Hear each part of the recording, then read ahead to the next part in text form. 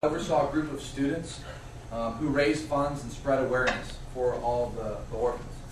I ran 3 different fundraisers at different locations and ended up having a group of 8 motivated students at the very end who all were helping me trying to run and gain money for them. So I have some pictures from one of the particular, I really like this picture. It's great. That's great. I'll get back to that one. But this was Entrepreneur Day. These are only 3. This is the very beginning. We're setting up. We got a stand, and it was one of the biggest traffic locations where everyone would come by.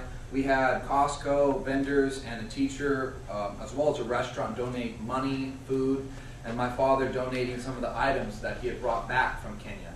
And since everything was purely given to us, it was all profit and all going to the kids.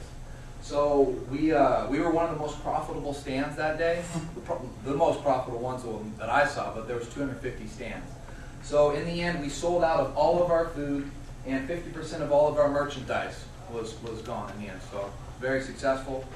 And I also found that a good number of college kids were actually coming up to me and asking me if they could go to Kenya.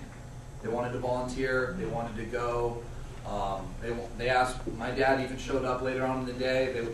Where's the volunteer forms? When can I go? Which was really moving for me because I had not known what I was getting myself into. I just wanted to raise funds and help out, and everyone wanted to be going over there and helping like I ended up doing as well.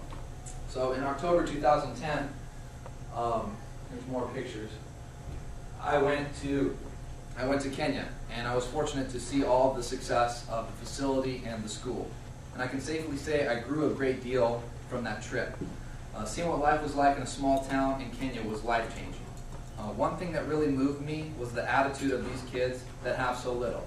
They are always happy, no matter what, which was really moving to me. They have nothing, and they were completely ecstatic. Our 27 orphans who have lost treated me with the utmost respect. Inside of our facility, whenever they shook my hand, they would touch the inner part of their elbow, which in their culture is a sign of respect. And I never caught one of the orphans shaking my hands that would not do that, which I always thought very impressive. Outside was a whole different story. When I was there, I saw 7 white people.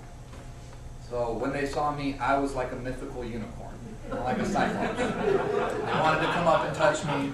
What is this thing? So most of them did not hold back. They'd grab your arm, try to see what came off. So it was kind of interesting. I've never been in that situation. But all this really hit home when my mother asked me to present to her 3rd grade students about the kids over there, kind of share the story. So the whole trip was about the kids, of course. So I made it all about the kids and trying to help these kids understand, of course, what's going on in Kenya. So what I did is I presented pictures to the kids and asked questions about the differences. Try to get them to see some of the major differences with their classroom and playgrounds and what they have right in their backyard. So they'd be able to identify, this is the playground for Wisdom Academy. And I know in the back it might be hard to see. I know without my contacts I'd be hopeless. But these are just rocks on the ground. And I asked the kids, do you see jungle gym, swing set, sandbox? None of them identified that. They all said no, and I showed pictures of inside of our school. They noticed there's no electricity, there's only like a couple books, there's not really too much. And later, my mom came and told me that the kids' parents were moved, had called and made special note of this, that their kids came home and said, I have so much, I'm very fortunate. That's what I learned today, was I'm very fortunate, which was really moving for me, because I just thought I'm going to present on what happened, and the kids actually got something out of it. And so this was a big deal for me. I felt I actually did something really important, and I think that these kids are helping me out just as much as I'm trying to help them out, teaching lessons and learning and growing. So we're just a small group trying to accomplish some great things in a very short time. And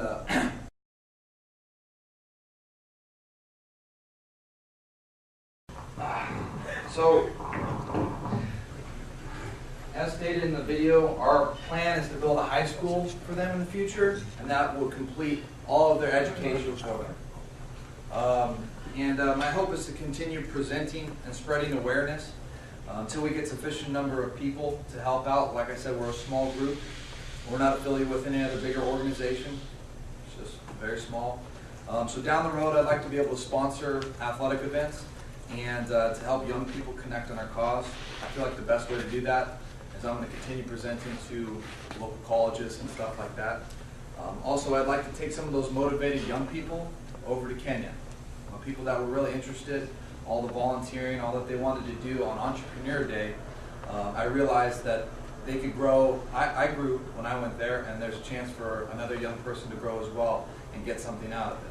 And so that's what I'd like to do, is kind of the end game is to hopefully get people to go over, maybe help build out the next school or paint and do stuff like that. Also, we're looking to develop a strong feeding program for the kids, and that will be in the orphanage, and to help when we build a high school to be able to help stabilize all aspects of the children. In closing, we're currently on Facebook. I don't know how familiar you guys, that was one of my projects with my the students I had help out. It's a social network.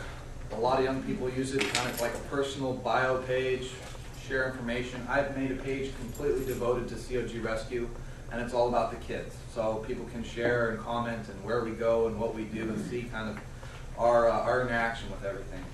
Also, we have a website, cogrescue.org, which we've been working hard to revamp, and the new website we're hoping is going to be up in March. In the meantime, our current website has some of the information, but if you wanted to see kind of the newer stuff, everything's on Facebook right now. So I wanted to thank you guys for all the privilege of being here. I want to invite Marty up here to kind of open up for questions and answers and his closing comments, anything like that.